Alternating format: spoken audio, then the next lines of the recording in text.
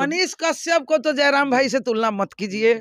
वो मतलब फील्ड से जो भाग निकला उसका तुलना तो जो फील्ड में रहकर आज जीत कर आज एक मैसेज दिया समाज को कि भाई समाज में सेवा करने वाला का भी लोग साथी हैं। जो फंडिंग वगैरह जयराम महतो को मिल पाएगा या श्योर किसी पार्टी में पक्ष हो विपक्ष हो, जो विधानसभा की फंडिंग होती है वो पक्ष हो विपक्ष हो स्वतः जाना है। अच्छा। उसमें चिंता करने की बात नहीं है। जयराम भाई को बहुत बहुत शुभकामनाएं है कि आप जैसे क्रांतिकारी समाज सेवी जिस रूप में आप चले थे खड़े हुए आज जीत के ये मिसाल कायम कर दिए कि निश्चित रूप से मैदान में रहने वाले को जनता आज न कल जीत देगी ही देगी और भागने वालों को कहीं से कोई उसका मुकाबला नहीं करना पड़ेगा। जनता उसको जूते से मार के बाहर कर देगी।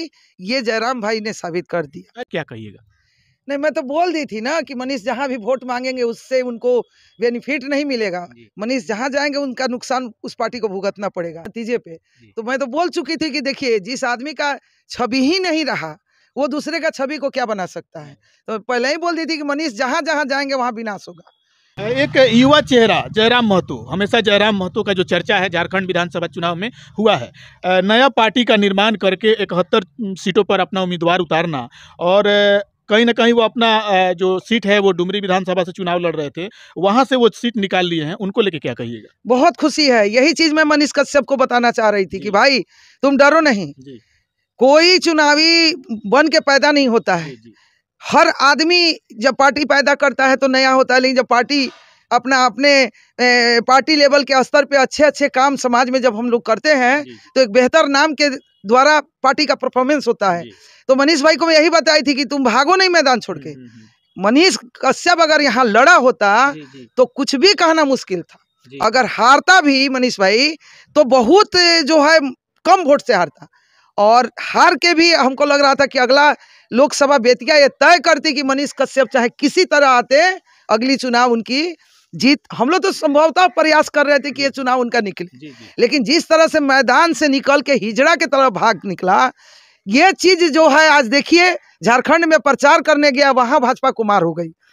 झारखंड में पिछले बार भी शिबू सोरेन की सरकार थी, लेकिन इस बार जो प्रचंड बहुमत में सरकार बन रही है, ये चीज आप जिसको स्टार प्रचारक बना के भाजपा भेजिए वो अपना मंथन करे कि जिस तरीके से हम बीच चुनावी मैदान से कोई भाग जाए और वो कहीं जाए किसी को शिक्षा दीक्षा देने। जयराम महतो 3 वर्षों से प्रयास कर रहे थे। बहुत बहुत शुभकामनाएं हैं भाई जयराम महतो जी। अगर हमारी आवाज आप तक पहुंच रही है तो आप जैसे भाई को सैल्यूट और सलाम है, और हम लोग आप जैसे लोगों के साथी ही रहेंगे और साथी हैं। बिल्कुल। झारखंड में एक मैया योजना लाया गया जीएमएम के द्वारा, और वहाँ पे मैया योजना के अंतर्गत जो वृद्धावस्था की जो महिलाएं हैं उन लोगों को 1,000 रुपया दिया गया। और हेमंत सोरेन के द्वारा इलेक्शन से पहले यह चीज़ बताया गया कि चुनाव के बाद यानी कि दिसंबर में प्रत्येक महिलाओं को जो 1,000 रुपया मिल रहा है वो बढ़ाकर 2,500 कर दिया जाएगा। लेकिन भाजपा के द्वारा भी इससे पहले वादा किया गया था कि महिलाओं को चुनाव जीतने के बाद वो 2,100 रुपया देंगे।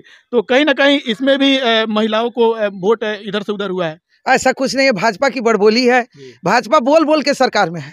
देखिए भाजपा को जब तक जनता नहीं समझ रही है तब तक भाजपा लोगों के साथ धोखा कर रहा है। वहाँ हेमंत सोरेन का एक बेहतर सरकार है।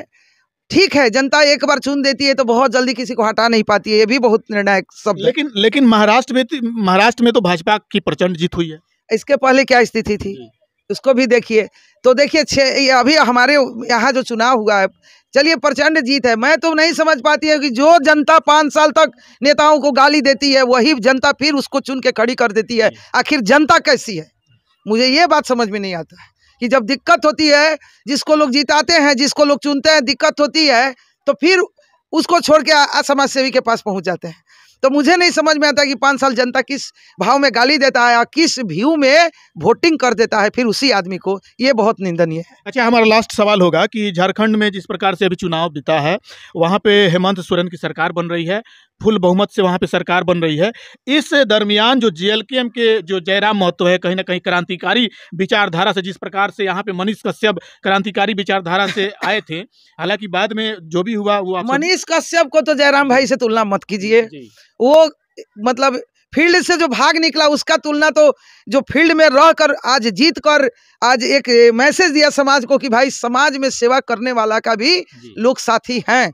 तो जो भाग गया उसका तो चर्चा हमसे मत कीजिए। मैं कई बार आपको बोलती हूँ कि मेरा कहना था कि जयराम महतो तो विधायक बन गए हैं, लेकिन अपने पार्टी से बने हैं, तो क्या लगता है झारखंड का जो डुमरी विधानसभा का विकास है, हेमंत सोरेन की सरकार है और डुमरी विधानसभा का विकास कहीं ना कहीं वहाँ के स्थानीय सरकार के द्वारा ही होगा, तो क्या लगता है जो फंडिंग वगैरह जयराम महतो को मिल पाएगा? या श्योर किसी पार्टी में पक्ष हो विपक्ष हो, जो विधानसभा की फंडिंग होती है वो पक्ष हो विपक्ष हो स्वतः जाना है। अच्छा। उसमें चिंता करने की बात नहीं है। जयराम भाई को बहुत बहुत शुभकामनाएं है कि आप जैसे क्रांतिकारी समाज सेवी जिस रूप में आप चले थे खड़े हुए, आज जीत के ये मिसाल कायम कर दिए कि निश्चित रूप से मैदान में रहने वाले को जनता आज न कल जीत देगी ही देगी, और भागने वालों को कहीं से कोई उसका मुकाबला नहीं करना पड़ेगा। जनता उसको जूते से मार के बाहर कर देगी।